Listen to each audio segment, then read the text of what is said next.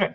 Hello, everybody, and welcome to another episode of the Run.Down. Sorry. I'm your host, Tyrese. I may be joined by someone. I may not be. I just got to talk about this. I just have to talk about this because if I don't talk about it, then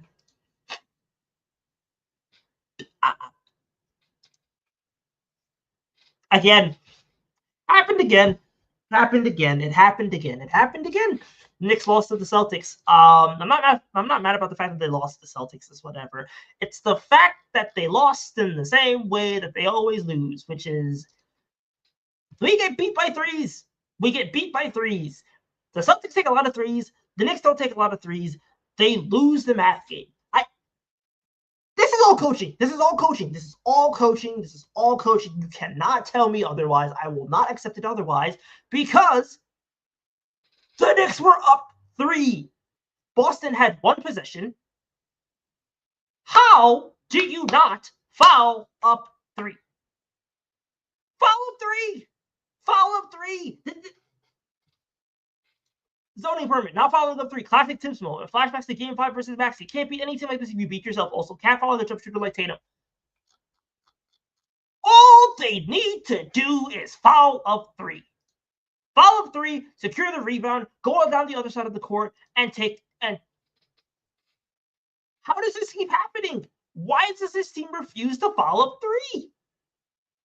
I can't understand how you put yourself in a position to where this is your chance to get your first win against this team, against any contender all season long. This is your first chance to do it. You have sucked against the Thunder. You have sucked against the Cavs. You have sucked against the Lakers. You have sucked against the Clippers. You have sucked against the Warriors. You have sucked against every semi-elite or elite team in the league that isn't imploding, as we have just figured out now, because Denver and Memphis both fired their coaches. So both of those teams are imploding. So the only quote-unquote quality win you have is against the Houston Rockets, who have a bad offense and are first-round exits. This is your chance to at least come away with some sort of positive. Some sort of positive. And you leave it up to chance. You put the ball in their hands of their best player, who missed free throws earlier. My camera is shaking. I cannot understand how we get to this point. How do you not foul up 3? How do you not foul up 3? Why is Kristaps Porzingis taking 13 threes and making 8 of them? Why, in God's name, are you having Cat switch on a pick and roll, or rather a pick and pop, when you know Porzingis is going to pop? Yes, you could say, yes, some of the threes he took were lucky. He made a 40-footer. He made another 35-footer. Yes, I can understand all of that. Why are you putting yourself in position to where a guard is somehow supposed to stop a Porzingis 30-footer?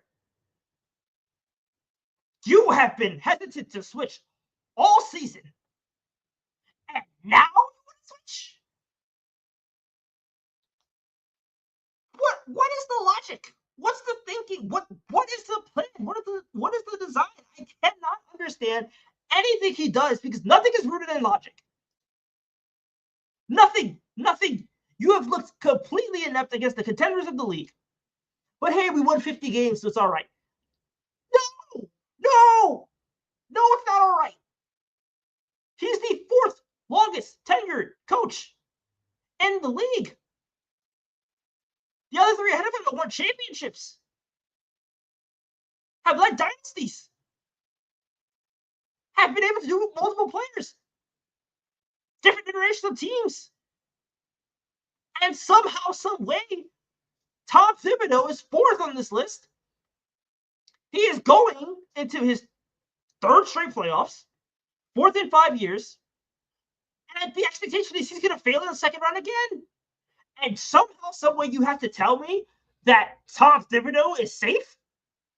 Tom Thibodeau deserves his job because they can win in the regular season? Congratulations. You have 5 top 100 players. You should win in the regular season. You have 2 All-NBA players. You should win in the regular season.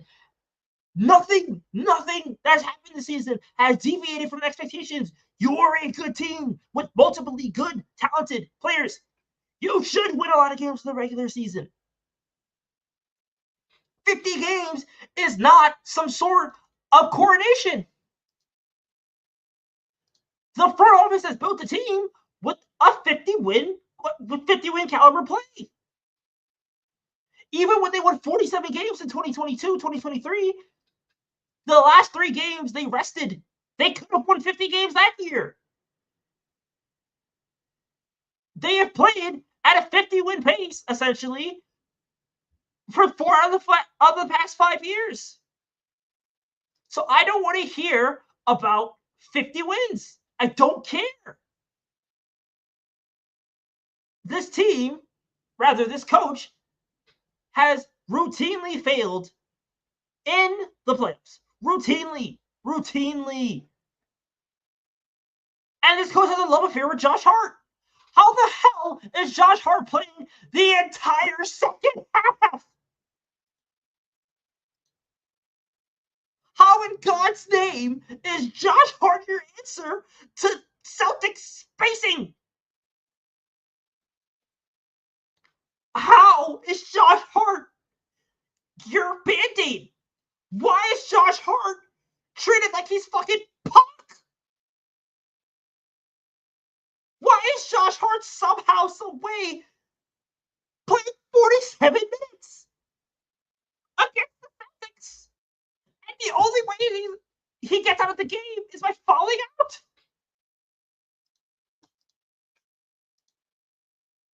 I don't have an answer. And I cannot understand for the life of me how. This is the logic that makes sense. How are you looking at Josh Hart this game? Josh Hart, who went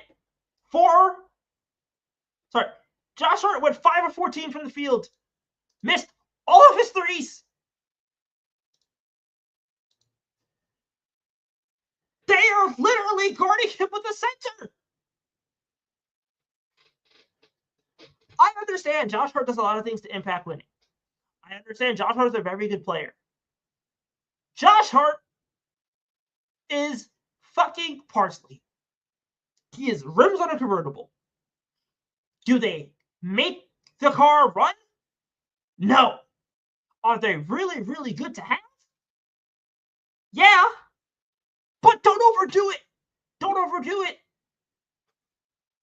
He's fucking cilantro. Like, don't overdo it. You can do this in moderation. There's nothing wrong with that. But there's no way your counter to Josh Hart, your counter to the Celtics spacing, and the Celtics being able to play 2 bigs, and the Celtics being able to just destroy any action you have because they can do pick and roll, pick and pop, post-ups, all of that. Is Josh Hart playing the entire second half and overtime until he fouls out. I don't believe it. I cannot believe it. There's just no way. There's no way that's your pivot. So yeah, the Knicks are going to win in the first round against the Bucks, the Pistons, whoever they play. And they're going to get absolutely destroyed by the Celtics. They will maybe win a game. They will maybe win 2. But it is very clear that when push comes to shove, Tibbs is being outcoached. And I'm sorry. You can't blame the roster for this one. You cannot blame the roster for this one because at the end of the day, the roster was in a position to win the game and go. They were able to win the game. If they foul up 3, there's a very, very high chance they win the game.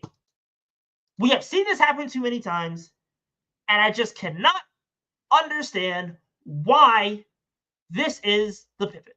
So I'm lost for words. I am I am lost for words. I don't have any. I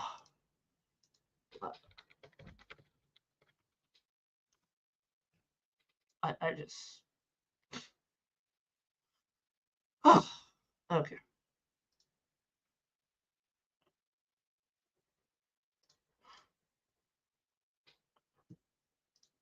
How's it going, Stacey? Probably the same as you. How you doing, Tyrese? Peachy, fantastic. I love the immaculate coaching display of our glorious leader Tom Thibodeau, and somehow, some way, Alan Hahn is going to turn this into a situation where criticism against Tom Thibodeau is an act against God. I do think there's a lot of fair criticism for Thibodeau. I do want to talk about Tatum a little bit. I think so. Zoning permits. He's mentioning 2 plays, right? Forget the fouling for a minute. I'm not saying it's not important. I agree with all of what you said. I think there was a definite opportunity, especially when Tatum was clearly trying to break down OG to just grab his arms. There was, I think, 3 or 4 seconds left. But there were that play, right? OG clearly wanted to take away the 3. And the play before that's talked about with Cat fouling him, Cat, if you saw that, for the first time, maybe all game, Cat was right up on him. Cat's entire strategy there was, I'm not letting you take a 3. You can go to the rim, you can beat whoever else we have there. And in both possessions, Tatum still got what he wanted, right? That seemed just really hard to stop. I don't think the Knicks. We have it's. I mean, people are going to say Bridges was too soft. Bridges is too small. OG got cooked by him at the end. Maybe he's just good. Maybe he's just that good, because that's what he's looked like against the Knicks for most of the last few times we played him. I agree. Tatum is great. I don't want to see him in MSG, but he's going to come to MSG. It's just they had a chance to win that game. That's what I have an issue with. If they lost, fine. The fact that they had a chance to win the game, and then you put yourself in the worst situation possible where their best player, who's having a fantastic game, somehow, someway has the ability to take a 3. Eliminate the chance. Eliminate the chance. He missed a free throw earlier when you fouled him on a 3. He missed that free throw. So at the very least, hey, maybe he's going to miss a free throw. Maybe you give yourself more of a chance or an opportunity to win. I think they only had 1 timeout at that point. I don't remember if it was 1 or 2. But at the very least, they have to burn a timeout when you get the ball back, and they have to foul you. There's just so many different ways that could have gone. And the fact that you saw this last season in the playoffs with Maxey. I immediately thought of the game 5, where it's, oh, hey, just don't foul the dude who has to take a 3-pointer who's hot. And what happened? They fouled him, and then they went to overtime, and they lost. And that's what I'm seeing. It's this situation comes up, it should be immediate foul. Why are you playing risk, especially when you haven't beat this team all year? You haven't beat any contenders all year. Just take the win. Take the win. And it's also, I think it's fair to say that the Knicks don't have the roster to beat the Celtics in a 7-game series. I think you would agree with that, right? Yes, I agree with that. But if you're evaluating Tibbs about what he might be like when we get there, the games against these teams have not been encouraging, right? Even the few close games we've played, not very encouraging, right? We blow a lead to Cleveland, against OKC, they get the ball out of Brunson's hands and we have no answer. Tonight, I think also the team just looked very out of sorts in overtime. I think part of that is Brunson is just coming back. I mean, what's really frustrating about the Brunson injury is Brunson has this thing in most seasons where the first half of the season, he's still really good, but it's not fully there. it clicks usually around January or February, and that's when he really takes his kind of inflection point where the decision making, the shooting, everything is there. Tonight is very inconsistent, which is fine. I mean, it's his second game back off injury. It's annoying it has to happen now. So you can make those issues, but do you think, even if the roster's not there, do you think it's fair to judge Tibbs on these games even when we are in those positions? To your point, and I think it's fair to say that he did some good things too. He put Mitch back in on the last free throw in regulation. I thought the play where they went up 3, he used Bridges as a screener, which gave him a ton of space to hit that midi. He did some good things, but I mean, it's not very encouraging, right? Even when we have a chance, the margins don't seem to go our way. So, what are you bringing here? Exactly. It's been 5 years, and he's not getting any younger. I'm not trying to say that old coaches can't do anything. I don't want to make that point, but he's 70. I don't think there's a world where this guy is somehow, some way going to learn how to modernize his offense or deviate away from his principles. His principles are very much set in stone. It's defense, rebounding, and size. And regardless of the offense, he's going to run with defense, rebounding, and size. And if he can't get size, he's going to do defense and rebounding, which is why Josh Hart played the entire second half. What blows my mind is, despite the fact that he legitimately put the team in the worst positions possible, they still had a chance to win the game. That just speaks to the talent. Do I think they have all the pieces they need right now? No. But clearly the talent has established the floor of we can be competitive in a series. They just lose the margins. And the margins are usually 3-point attempt rate. The margins are usually shot quality on 3-point shots and spacing disadvantages. And all 3 of those are coaching. All of the issues that could be attributed to Tibbs rear their head, which is their open threes are significantly more of a higher quality than our open threes. They are generating more threes. To his credit, Brunson actually took 12 threes. Well, he took 11 when they mattered, but he took 12 threes. They took 38 threes compared to the Celtics taking 49.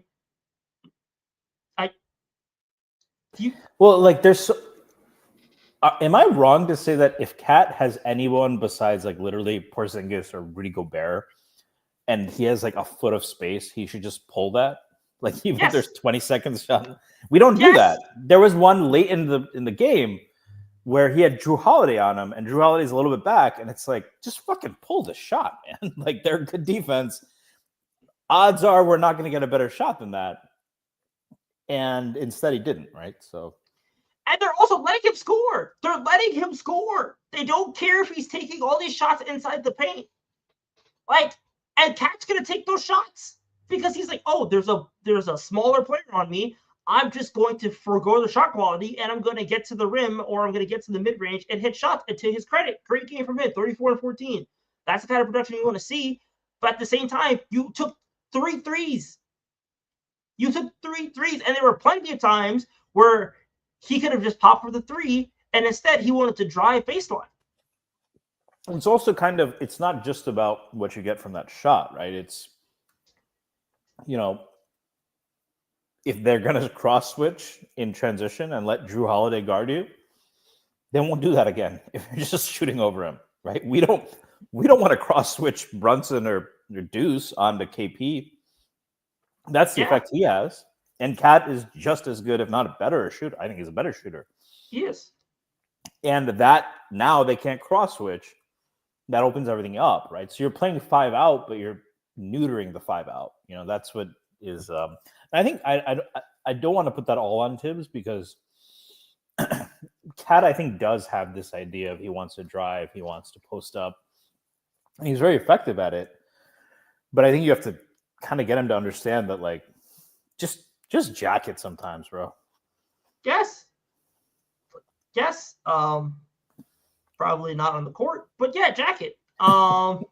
Pause, right? Yeah, but it just shows like the Knicks just are scared to take threes. They took 39 or 38 rather, and I still feel like they're scared to take threes. And that's an issue for me.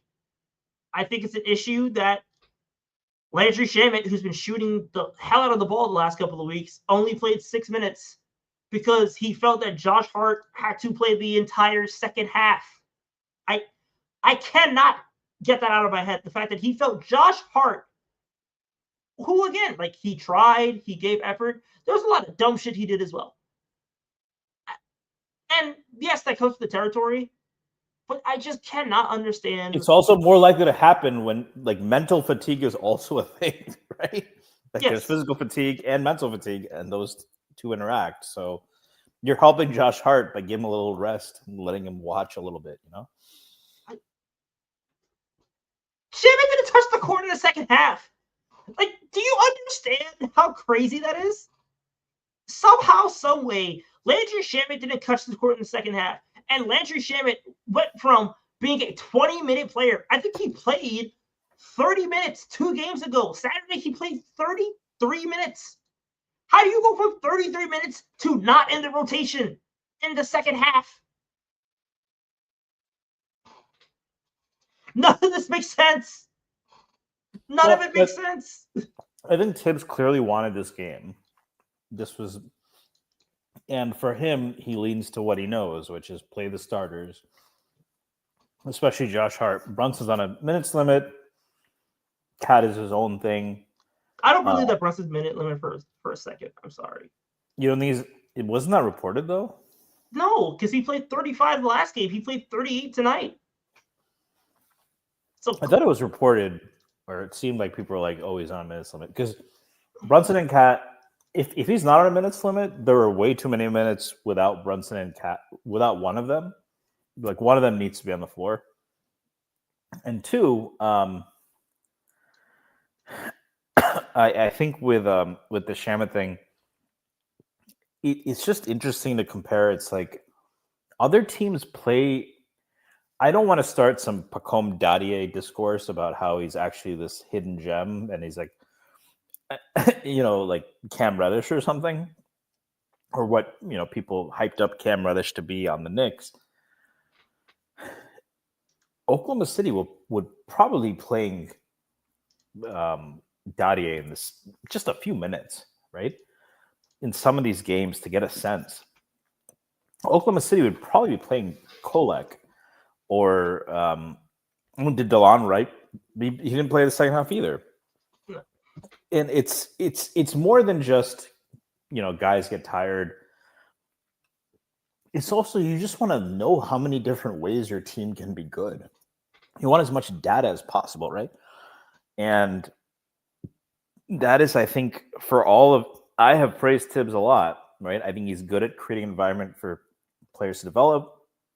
I think he knows a lot about basketball. I would never say I know more about basketball, or most coaches do, than him. But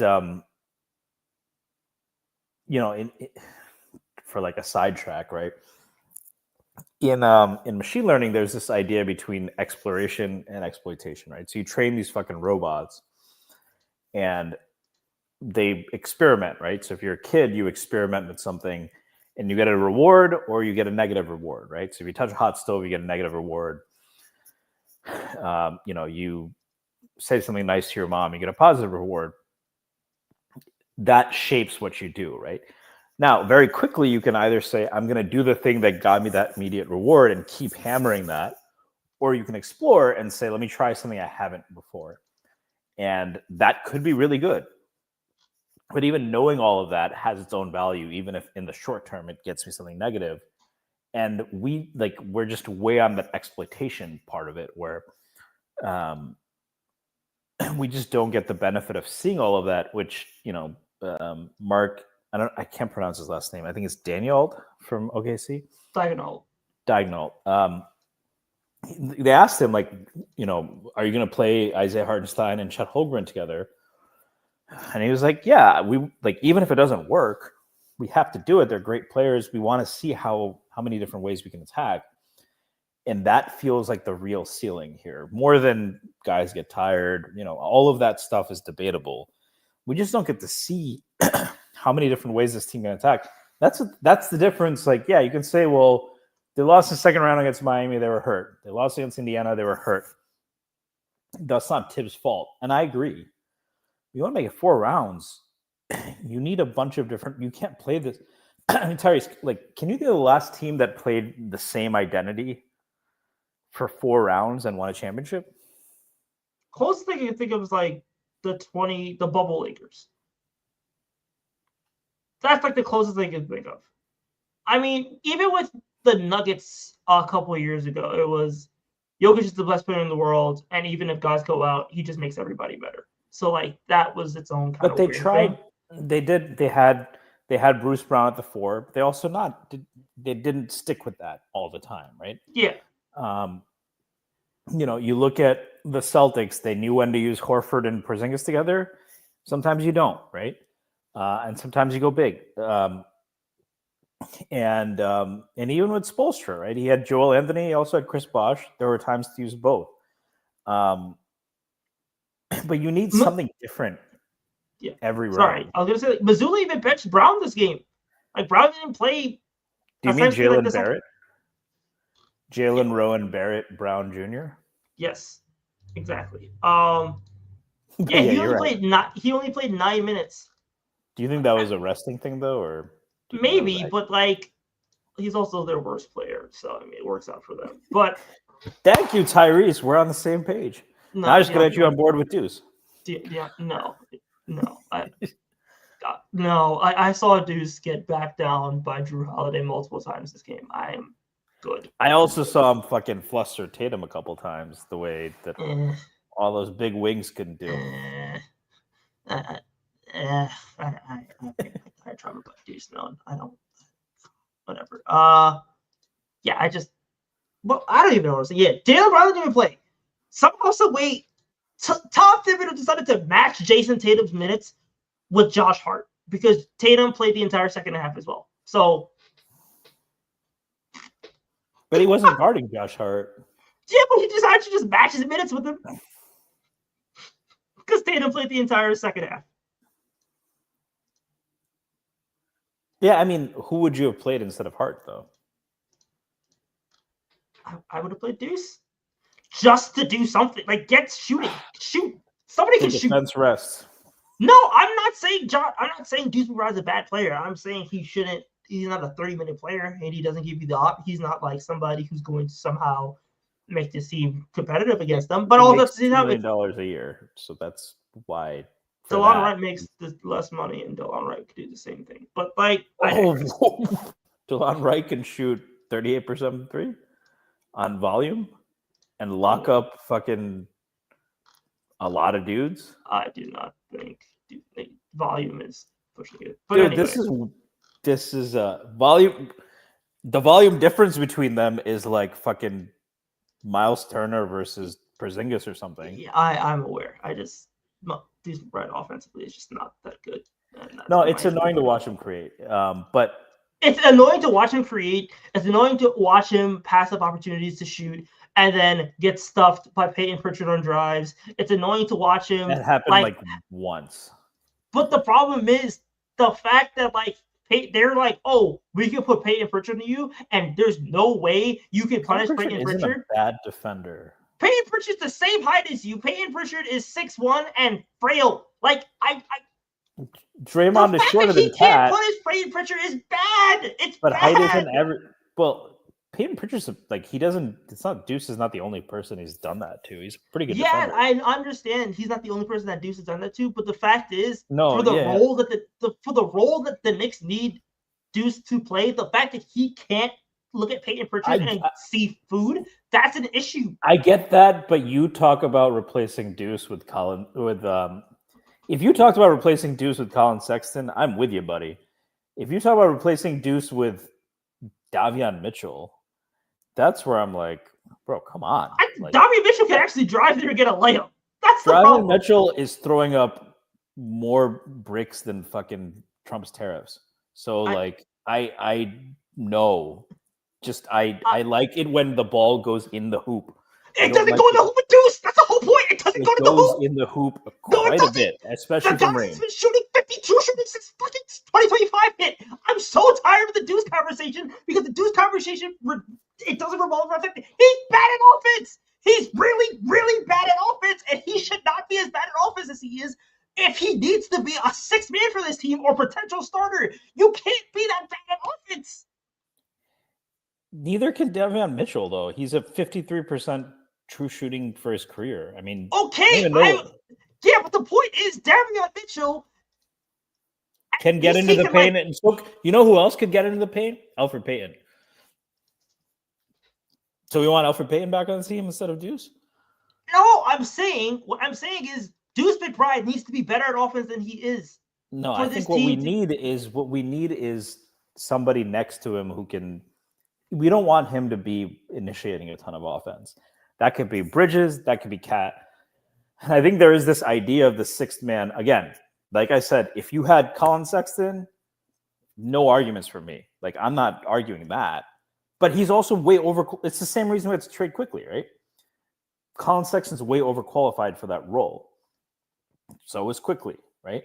They're not going to be happy just taking Brunson's backup minutes. So, yeah, like for that role, like what you need is to just stagger better or have one of your starters be good enough where Deuce can just play off ball and be a nominal ball handler. That's, I think, the real solution. Like, it's not Davion Mitchell, though, or like another shitty guard. Sorry, I didn't mean to pick on the Davion Mitchell. No, you're good. You're good. I like trolling the Davion Mitchell thing. But, like, at the same time, my issues with Deuce are essentially you, as, like, a prominent player on the team, need to pass a certain threshold of offense, especially if you're 6'1". If he was 6'5", different conversation. If he's 6'5", he should be starting. He defends like he's 6'5", though. He doesn't. That's the problem. No, he doesn't. Like, watch him get switched on to Tatum this game. Watch him lock up Donovan Mitchell in the playoffs. Okay, so I'm gonna say this. I'm gonna say this on stream. You can clip it. You can throw it back in my face. Whatever. If Deuce McBride averages more than 8 points in this fucking playoffs, I will be shocked. I will be absolutely. He did last year, didn't he? I know. That's what I'm saying. He's gonna have atrocious playoffs. And I will put this on wax. I will put it on wax. I don't care if it's wrong. I really don't, because I think what's going to happen is he's gonna play.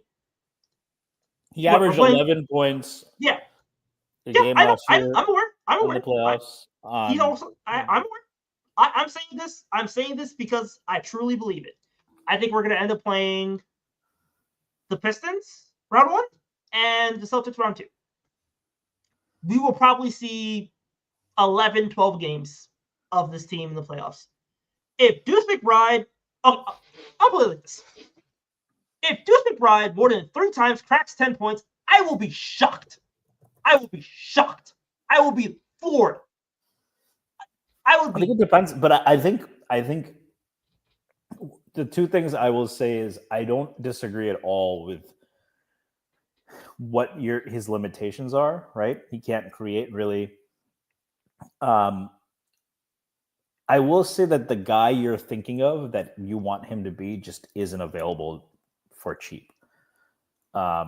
There's Peyton Pritchard, who I believe is still on a rookie deal. I don't know what Boston. I think he just kicked in, so he's making like $8 million this year. Yeah, so it's very hard to get that. No, like, I don't. Peyton Pritchard is really hard to get. My issue is Deuce McBride. What he does is essentially above average defense and 3-point shooting. I think above average is very, especially on this team where if we play Cleveland, I bet your ass we won't play Cleveland. That's kind of a little bit the loophole in your kind of argument. If we were playing Cleveland, I think you'd be singing a different tune. We probably aren't going to. But my point is this sixth man who can like run offense is just, it's not there. You can draft one, right? You can get a Jared McCain or, the Knicks could trade for a guy named Bones Highland, but that's a discussion for a different time. But for that, I think most teams have realized that like if you're good enough to run offense, you're going to want to start even on a bad. Even Tyus Jones left a, went to watch like Tyus Jones, I guess, is that like Mendoza line there. And even that's tough to find. So what Deuce gives you, I think you're underrating the defense a little bit and the value of the quick trigger. But I definitely understand the concerns about the creation. I just don't think that guy's out there. I don't think Colin Sexton would be happy playing that role. And I do think if you played him with Brunson, and I do think a big problem that I think we'd both agree on is that we just don't play Deuce with Brunson because all the things you're talking about wouldn't matter as much if we did. I agree. My issue is it's just I do not think you can commit to essentially having a point guard, a backup point guard, and then a small wing. That's what essentially what Deuce is. He's a small wing where he can essentially take minutes from Hart, he can take minutes from Bridges, and he can take minutes from OG. But the fact that he can run offense makes your team a lot less limited.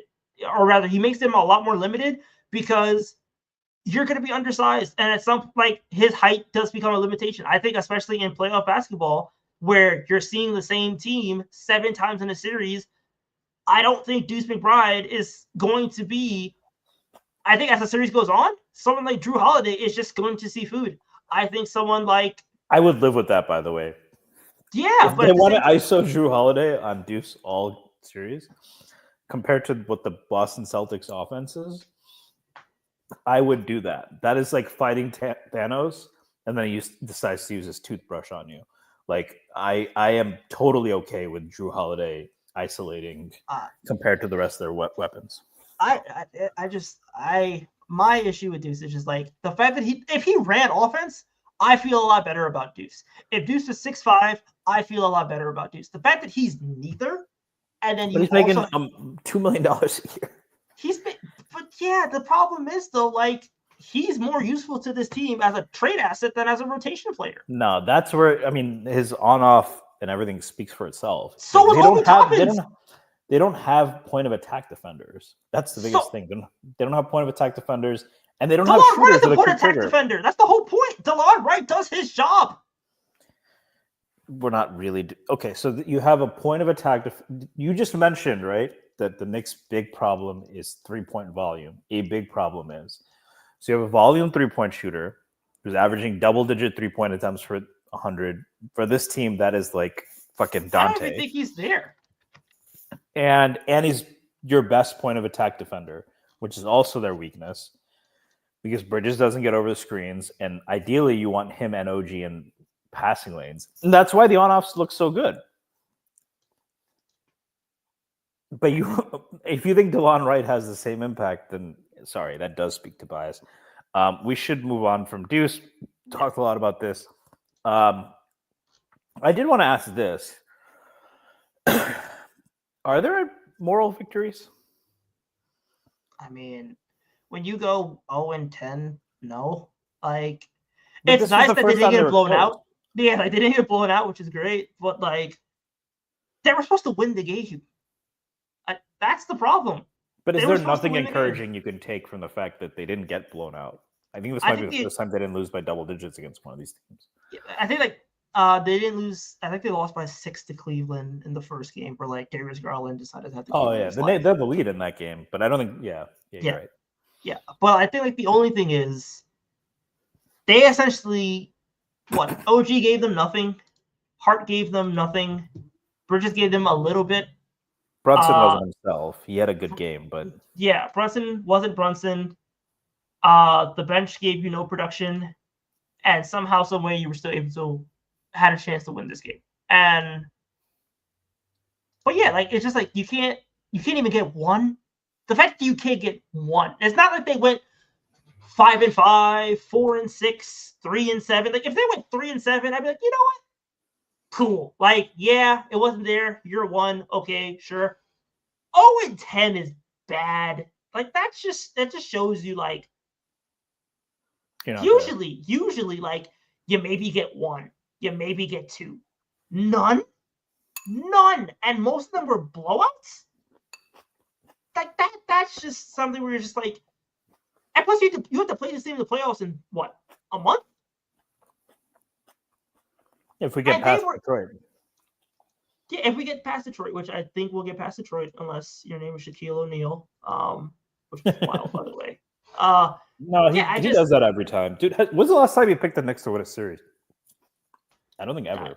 I don't think ever, actually. I don't even think he picked us last week with the Sixers, which is a different story. But, like, my issue is just, like, you can't even get one. And this was your chance. This was your best chance to get one. Just one. Just one. Just one. Last game of the season, Celtics are going all out. The Knicks scratched and clawed, and they got their way back. At least you can say, you know what? We got one. You can say, you know what? End of the season, they weren't playing their hardest. Whatever. They got one. And you couldn't even do that. And now, provided you beat the Pistons, which I think they will still, you have to go and play them game 1, game 2 in TD Garden. And it's kind of hard for me to be like, if they're down 0-2 in that series, going back to the Garden, like, I mean, you're bringing out the broomsticks. I think broomsticks are. I think that is the over/under right now for how long. Yes, I absolutely think we're in broomsticks territory. Maybe Jalen Brunson is so great he gets you one. That's the only hope. It's like Jalen Brunson can get you one, and Karl-Anthony Towns can get you one. Cat was close today. Cat was really close. So that's the hope. It's Jalen Brunson. Cat is also like your fucking. God, the fucking dude. He just looks at Porzingis at the 3-point line, bro. Like, what do you think he's gonna do? Cat's defense is literally fuck around and find out. I do want to ask. It seemed like the Knicks, like, as much as Tatum fucking killed. God, did he kill them in ISO late?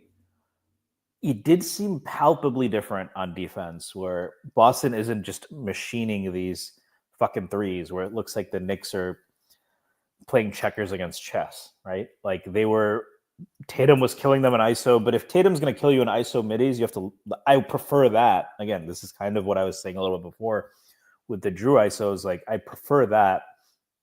Did you see maybe a shift in kind of the Knicks actually having some kind of response on defense? I think their offense has been generally okay against Boston. It's really just how helpless they've looked. I don't think Boston missed a ton of open threes, but I do think the Knicks did a good job of limiting them. I think Cat is still a lost cause.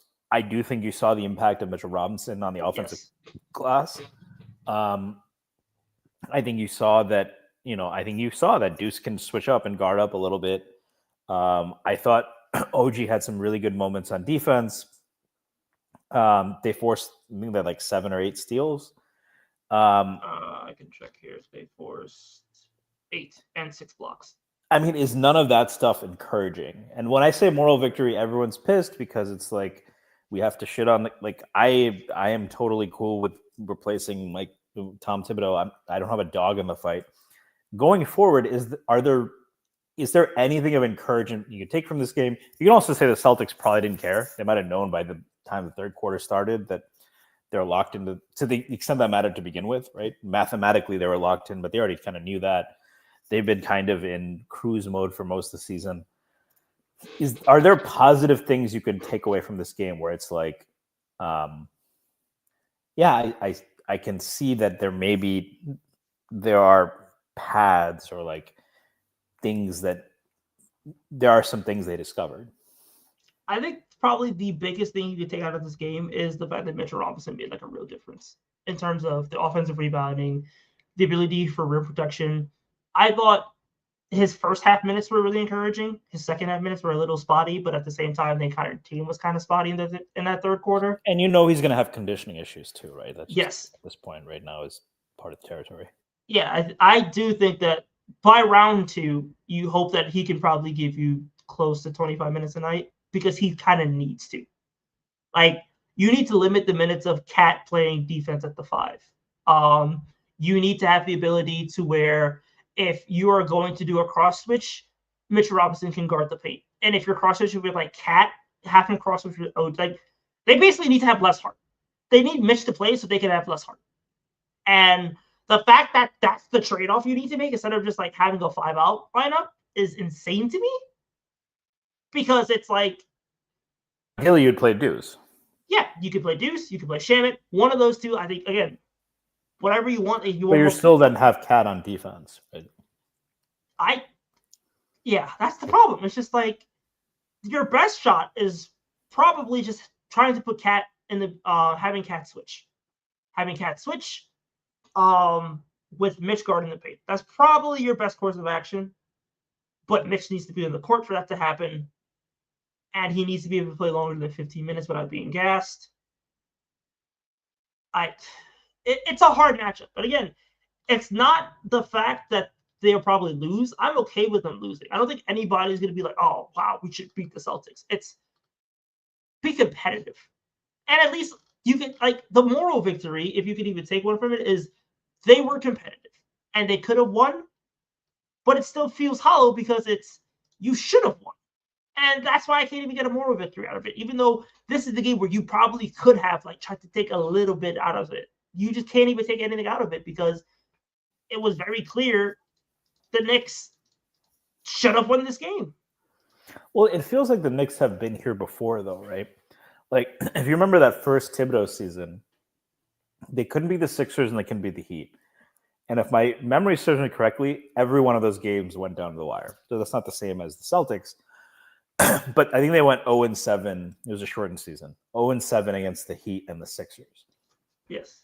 They get past them. I think the next season was a lost season, so I think that trend continued. The next year, they lose the Heat. Last year, we beat the Sixers, right? So, maybe this is the first step to, we went from getting blown out to the Celtics to, now just barely losing. But, it's progress, because I do think I think on defense they did a much better job. This was the best defensive effort I think they've shown against any of those teams. Yes. And I would say last game against Cleveland was the best effort they showed against Cleveland, which I think does matter. The guys are figuring it out, even if Tibbs isn't providing enough structure. It might not happen this season, or under this coach, but yeah. Yeah, I do think the coaching is just something where I think Tom is gone after the season. I think you see Mike Malone got fired. I think you see Taylor Jenkins got fired. I think, especially Mike Malone getting fired, he won a championship 2 years ago. He's been a consistent. Well, I think there was some turmoil with him and Booth, right? Yeah, but Booth also got fired. Well, Booth isn't getting extended, but I think turmoil itself looks bad. I think as long as you can. No, Booth got fired. Booth is finishing the season, isn't he? They said he wouldn't be. No, they fired him. But Adams, what I read was it's a moot point, right? They have a few games left in the season and then the playoffs, but he's not getting extended. That's what I read. It's the same virtually. I think as getting fired. So. Okay. But my point is that if Rose and Tibbs appear to be on the same page, I think Rose has that leeway still. I do think it matters on what happens in the playoffs, right? If they lose to fucking Detroit, I don't think one. I think the media will be very unkind. You're already hearing Shaq talk about, Shaq getting boners from the Knicks losing. So I think if they lose in the first round, Detroit or Milwaukee, they're done. Tibbs is done. I think what the interesting scenario is if they they get gentlemen swept, or it's just uncompetitive against Boston. That's where I think, is that what you expect to happen? Yeah, I think they get gentlemen swept, or and you think that Leon pulls the trigger then? Yeah, because at that point it's what are you waiting for? I don't. Again, well, you're waiting for we can make one more move and see if But I agree because that's the point, right? A good coach. Spoelstra got to the finals with fucking who was the second? Gabe Vincent was Gabe Vincent Caleb was his third option. Yeah, Caleb Martin, insert Max guy. Right? By the way, there's no reason that should be still a ding on Tibbs. I don't care about the injuries. There is no way that Knicks should have lost that series. They had the best player in that series. Yeah, and it's not like Bam was that great. Jimmy was hurt. that series was there, and he kept playing hard with RJ. We could talk about the tactical decisions. I'm not gonna hold the Hawks series against him. I'm holding that series against him. I'm not even gonna hold the Pacers series against him. But it's not like he hasn't failed in the playoffs before. I mean, you probably if you're not even competitive against other teams have been. Look at Indiana Indiana got gentlemen swept. Every game was competitive. You're not even competitive against a team that has shown vulnerabilities, just never against the Knicks, apparently. Fairly or unfairly, I think that's going to show up. So I think they have to go 6, I think, against Boston for Tibbs to really feel safe. They have to go 6, and you can't get blown out the way you've been getting blown out this season. Like, if you eat like multiple 20-plus point losses, then like, no. I mean, that happens in a lot of series, so I wouldn't go that far, but it has to look like it was like you gave Boston some reason for concern. It's like you have to look like you're one move away with this coach, or like he would take advantage of that move. Like the question you're asking is like, yeah, the roster isn't perfect. If we make that move, whoever it is, right? If we get you Herb Jones or someone, I'm just throwing names out there. Right? We get you another wing. We get you Colin Sexton, so you don't have to worry about bench ball handling. Is that going to matter? And I think Tibbs has to answer that in the affirmative. Right now, it doesn't seem like a yes, but that's why they play the game. So yeah, and just like there's usually not a lot of coaches who get this kind of rope and fail this much. Again, he's the 4th longest tenured coach in the league. And again, the other 3 guys have won championships, have made it to conference finals, all of that jazz. The fact that like Tibbs hasn't made a conference final since the original Rose MVP year, like that's a major talking point. Like, he was facing LeBron, but yeah, at least he made the conference finals though. That's all I'm asking. The bar is in hell right now. It's just get to the conference finals. Like this feels like the Sixers. This feels like the Sixers where like Bruce Brown is this great coach, and they're winning 50 games a year. Or Brett Brown, sorry. Like they win 50 games. They get top 3 seed. I think they were the number 1 seed at one point. In the COVID year, they're the number 1 seed, and it's like they won 50 games all these years, and then when push came to shove, they just failed in the playoffs. And then they decided we're going to move off of Brett Brown. They moved off of Doc Rivers. There aren't Nick Nurse. They're probably going to move off of Nick Nurse. This just kind of feels like, hey, the 50 wins were great. The culture's been built. The Knicks have been established to relevance. If you can't be competitive, but those coaching changes didn't work though. They didn't work, but at the same time, do you think Tibbs is somehow going to work? Like,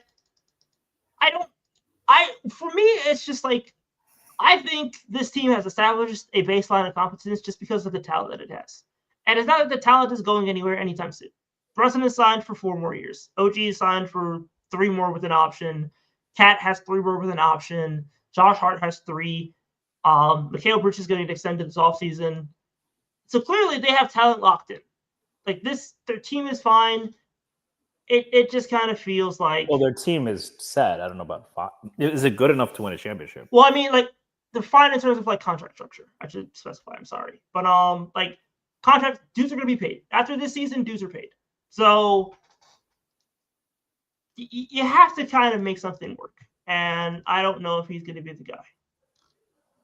Yeah, and it's interesting because I think a lot of the times when you look at these teams that build up, the guy who got them, it's sad. It's a little bit, it is sad. I would feel bad if Tibbs didn't get to actually witness it because I think you would agree with it. He's been a big part of the Knicks, rise from, praying that RJ Barrett would become a great player to this.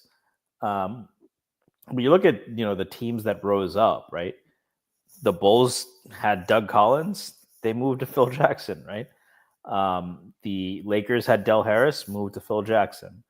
The Heat are its own thing with Pat Riley and Spoelstra. The Warriors, Mark Jackson got them to competence, moved on to Steve Kerr. It's usually not the first guy. The Raptors, right? They had Dwayne Casey. You can argue that you got to draw into the stick, not getting to coach Kawhi. But they moved on and they won the championship, right? So I almost wonder if there's like this inverse relationship between the qualities that make you good at building a team up to competence are not the same, or maybe even opposed to the qualities that make you good at, bringing them up. But hey, you're the psychologist here, so I think you'd know about that more than I would. Oh man. I mean, do you think there's something to that? That like, I think there is, but it's also just like the Tibbs' good qualities work to a point, but the problem is he gets too rooted in his beliefs and his tenets of basketball. And I think is great for building a team up and bad for. I think that's you're seeing it with like JB Bickerstaff. Like JB Bickerstaff's like the perfect example. He didn't work for the Cavs because the Cavs are trying to be more than just a really good playoff team. When he's establishing the foundation, it's great. It makes so much sense. The guys buy in.